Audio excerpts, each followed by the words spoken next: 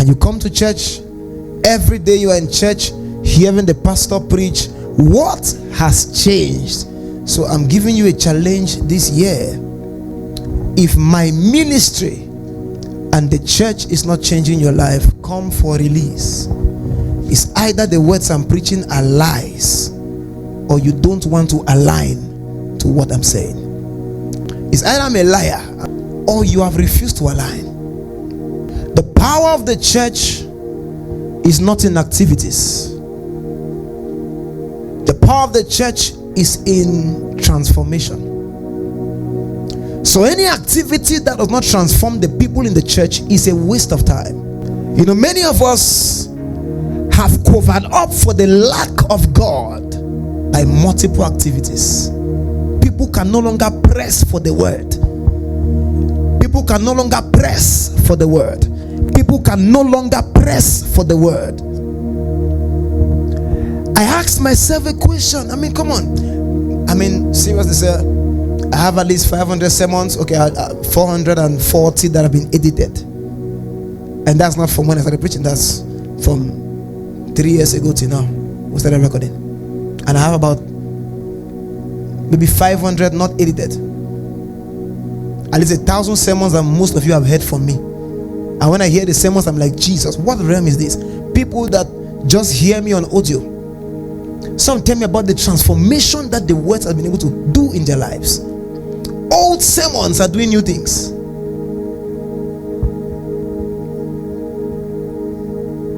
How can you be where bread is being made and you are not growing?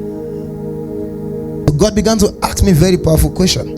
He said, how can people give you their ears but their life is not changing? And while I'm preaching right now, I just got the answer.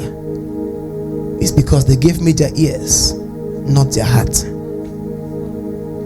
Because I've been worried about it. I was driving here, I was so worried, like, okay, am I a bad pastor? Because the Holy Ghost just dropped the question in my heart. Why are people giving you their ears and there are no notable evidences of transform? There are people here who have been poor since they started following me.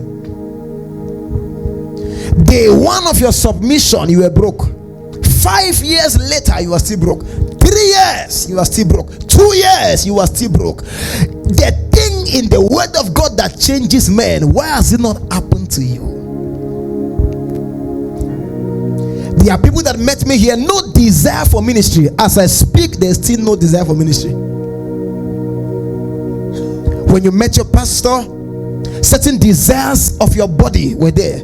You have met him, been under him for 4 years, 3 years, and those desires are still there. Many of us have given God our ears, not our hearts. We have given God attention, but we have denied to transform our lives with the word of God. The word of God is a tool. It means you have to apply the word to your situation to see results. You have to apply the word to your situation to see results. Sometimes your inability to grow is not a revelation of your pastor's weakness or the inability of your parents to feed you, but your denial to submit with your heart. The Lord told me some years ago and I was shocked. He said one sign of rebellion is lack of productivity and replication. Whoever is not duplicating and replicating Jesus is a rebel. He said, we behold as in a glass the glory of God, and by that beholding there is a becoming. But how come you have been looking at the glass and you are looking like something else, not Jesus? It means you were looking with your eyes, not with your heart. So what do we gather if change is not coming? To what do we gather if transformation is not coming? To what do we gather? Why do we gather every day and night and they cannot see result that makes us better than how we entered here? People cannot enter God's presence and come out the same. If you are coming out the same, something is wrong with your heart. When the leaders and the members are in the same pot soup, to what then have you been called a leader? Come on.